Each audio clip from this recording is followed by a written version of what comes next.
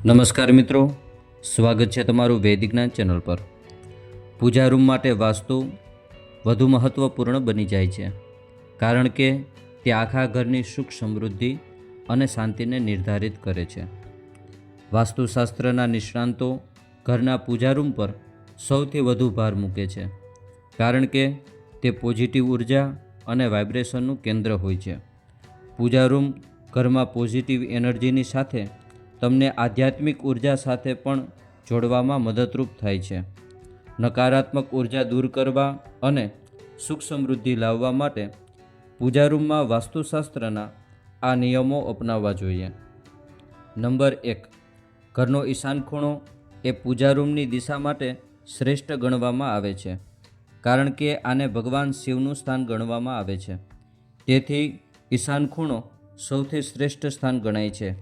ત્યારબાદ પૂર્વ અને ઉત્તર દિશા આવે છે, પરંતુ દક્ષિણમુખી પૂજા રૂમ બનાવવો જોઈએ નહીં। નંબર 2, તમારો પૂજા રૂમ દાદરાની નીચે અથવા વોશરૂમની નજીક ન રાખવો જોઈએ। નંબર 3, પૂજા રૂમના બારી અને બારણા ઉત્તર અથવા પૂર્વ તરફ ખુલવા જોઈએ। નંબર 4, વાસ્તુ અનુસાર પૂજા રૂમમાં મૂર્તિઓ એકબીજાની સામે ન રાખવી જોઈએ। નંબર 5, પૂજા રૂમમાં હિંસા દર્શાવતા અથવા મૃત વ્યક્તિના ફોટા ન રાખવા જોઈએ।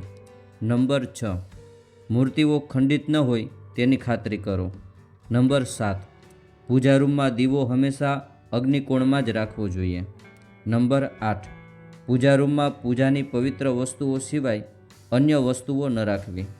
નંબર 9, દીવો, અગ્નિકુંડ, બાકસ હંમેશા અગ્નિકોણમાં જ રાખવા જોઈએ। બાકસ મંદિરની અંદર રાખવાનું ટાળવું જોઈએ। વાસ્તુ અનુસાર તે યોગ્ય નથી।